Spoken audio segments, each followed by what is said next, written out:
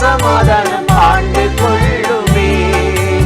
இதயம் நிரம்புமே, எப்பொழுதும் மகிழ்ச்சியாயிருங்கள். இடைவிடாமல் ஜெபம் பண்ணுங்கள், எப்பொழுதும் மகிழ்ச்சியாயிருங்கள்.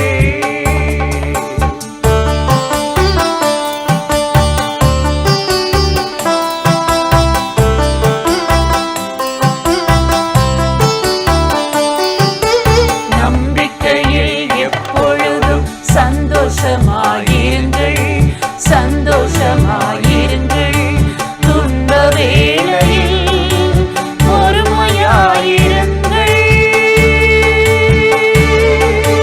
நம்பிக்கையில் எப்பொழுதும் சந்தோஷமாயிருங்கள், சந்தோஷமாயிருங்கள், துன்ப வேளையில் பொறுமையாயிருங்கள்.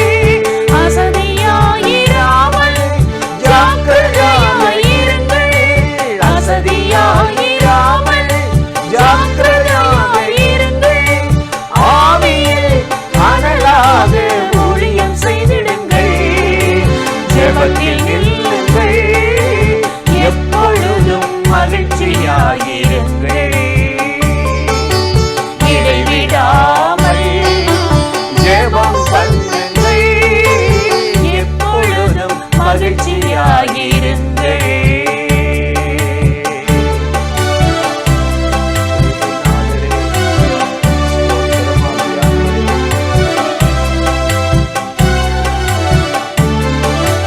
கர்த்தருக்குள் மகிழ்ச்சியாய் இருப்பது உங்கள் பலனே, இருப்பது உங்கள் பலனே.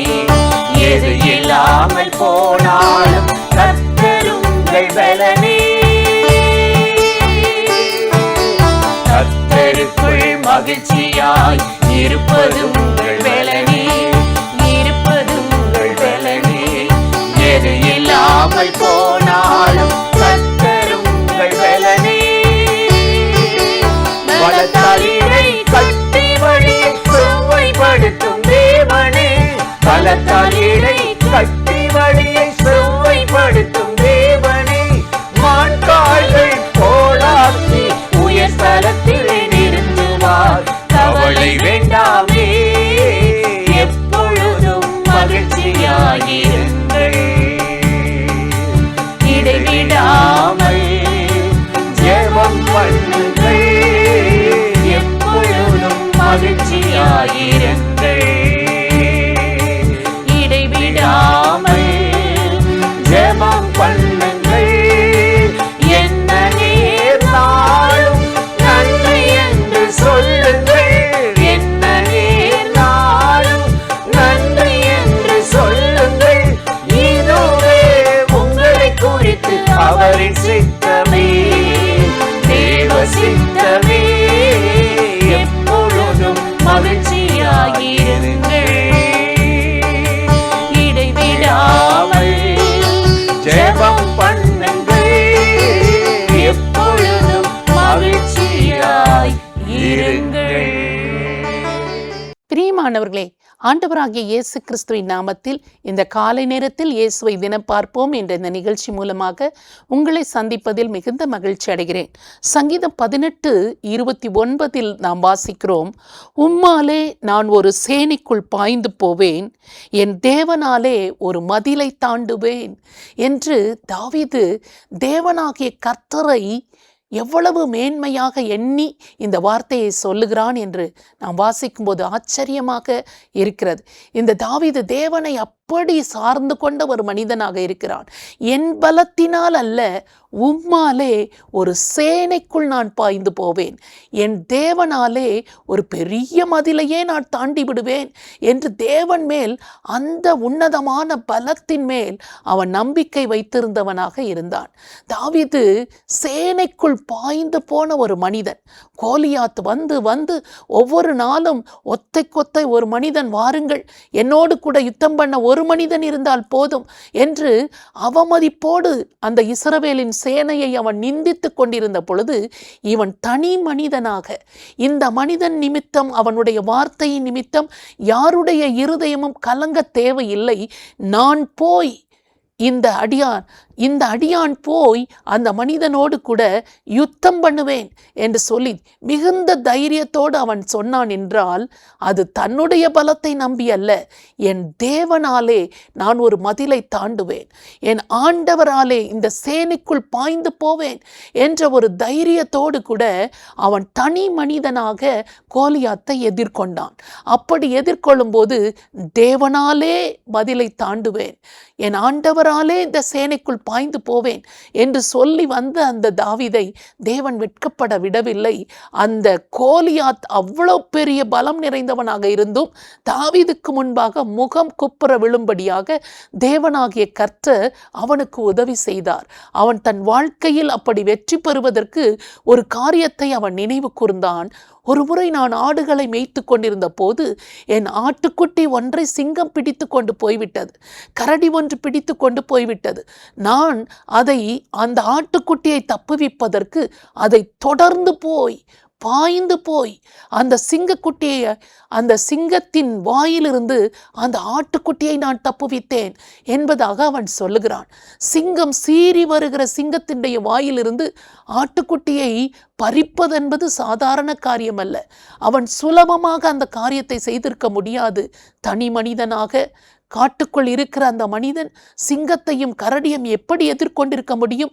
என் தேவனாலே நான் ஒரு மதிலை தாண்டுவேன், என் ஆண்டவராலே நான் சேனைக்குள் பாய்ந்து போவேன் என்று தாவீது கர்த்தரை சார்ந்து கொண்டிருந்ததினால் அந்த சிங்கத்தையும் கரடியையும் அவனால் ஜெயிக்க முடிந்தது. இப்படி ஒரு முறை இரண்டு முறை அல்ல. பெலிஸ்தியர்கள் அவனுக்கு விரோதமாக அவனை ராஜாவாக ஆக்கிவிட்டார்கள் என்று கேள்விப்பட்டு எதிராக வந்தபோது அந்த பெலிஸ்தரை அவன் முறியடிக்க தேவன் உதவி செய்தார். தண்ணீர்கள் உடைந்து ஓடுகிறது போல சத்துருக்கள் உடைந்து ஓடினார்கள். அந்த நேரத்தில் அப்பொழுது அவர்கள் அமைதியாக இருந்தாலும் திரும்பவும் பெலிஸ்தியர் தாவீதோடு கூட யுத்தம் பண்ண எழுந்து வருகிறார்கள். அப்பொழுது ஆண்டவர் அவனுக்கு ஆலோசனை சொல்லுகிறார். நீ பின்னாக போகாமல் நீ முசுக்கட்டை செடியின் பின்னாக இருந்து கொண்டு அதற்கு நேராக எதிராக நீ புறப்பட்டு போக வேண்டும். அப்பொழுது முசுக்கட்டை செடியின் இரைச்சலை கேட்கும் பொழுது தேவனாகிய கர்த்தர் உனக்கு முன்பாக புறப்பட்டிருப்பார். அப்பொழுது நீ போய் அவர்கள் மேல் பாய்ந்து ஒரு விடுதலை கொடுக்க முடியும் என்று சொல்லி ஆண்டவர் ஆலோசனை கொடுத்தார். அப்படியே பாருங்கள், தாவீது அந்த பெலிஸ்தியர்களுக்கு விரோதமாக அவன் போகிற போது, பாய்ந்து செல்லுகிற போது தேவனாகிய கர்த்தர் அந்த பெலிஸ்தர்கள் எல்லாரையும் வீழ்த்தினார் என்று வேதத்தில் வாசிக்கிறோம். அதனால்தான் தாவீது தைரியமாக சொல்லுகிறான், என் பலத்தினால் அல்ல, எனக்கு தெரிந்திருக்கிற யுத்த யுக்தியினால் அல்ல, உம்மாலே ஒரு சேனைக்குள் நான் பாய்ந்து போவேன், என் தேவனாலே நான் ஒரு பெரிய மதிலை தாண்டுவேன். எனக்கு அது பெரிய மதில்தான், ஆனால் அது உம்மாலே அந்த மதிலை நான் தாண்டி விடுவேன் என்பதாக அவன் சொல்கிறான். இன்றைக்கு நம்முடைய வாழ்க்கையில் நமக்கு ஒரு பெரிய மதிலாய் இருப்பது என்ன? பெரிய கடன் பிரச்சனையாக இருக்கலாம், பெரிய குடும்ப பிரச்சனையாக இருக்கலாம், வியாதி ஒரு பெரிய பிரச்சனையாக இருக்கலாம். ஒரு பெரிய மதிலை போல நின்று கொண்டு இந்த காரியம் நம்மை பயமுறுத்தி கொண்டிருக்கலாம். நீ என்னை தாண்டி வந்து விடுவாயா பார்க்கலாம் என்று சொல்லிக் கொண்டிருக்கலாம். ஆனால் உங்களுக்கும் எனக்கும் ஒரு ஆண்டவர் இருக்கிறார். அவர்தான் இயேசு கிறிஸ்து.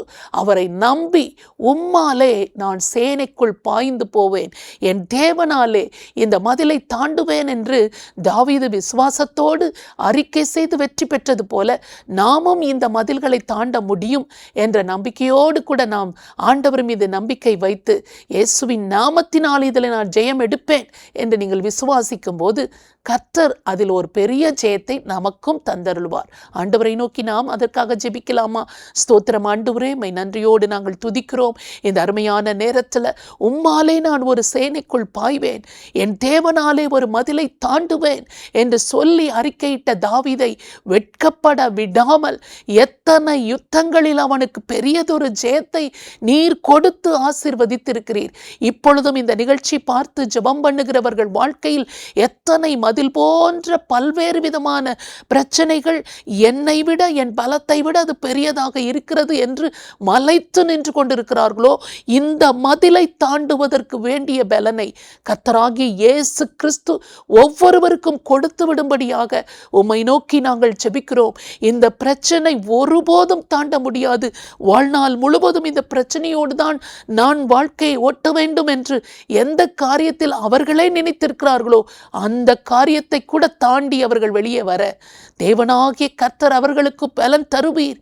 உம்மை விசுவாசிக்கிறோம், ஜெபிக்கிறோம். அப்படி ஜெபிக்கிற ஒவ்வொருவர் வாழ்க்கையிலும் மதில்களை தாண்டுகிற பலத்தை கொடுத்து, மான்கால்களை கொடுத்து, ஒவ்வொருவரையும் பலப்படுத்தி ஜெயத்தை கொடுக்க போகிறதற்காக உமக்கு நன்றி சொல்கிறோம். இயேசு கிறிஸ்துவின் நாமத்தில் ஜெபிக்கிறோம் நல்ல பிதாவே, ஆமென். இந்த நிகழ்ச்சி உங்களுக்கு மிகுந்த ஆசீர்வாதமாய் இருந்திருக்கும் என்று நிச்சயமாய் நாங்கள் நம்புகிறோம். நீங்கள் பெற்ற நன்மைகளை எங்களோடு கூட பகிர்ந்து கொள்ளுங்கள், மற்றவர்களுக்கும் ஷேர் பண்ணுங்கள். கர்த்தர் உங்களை ஆசீர்வதிப்பாராக. ஆமென்.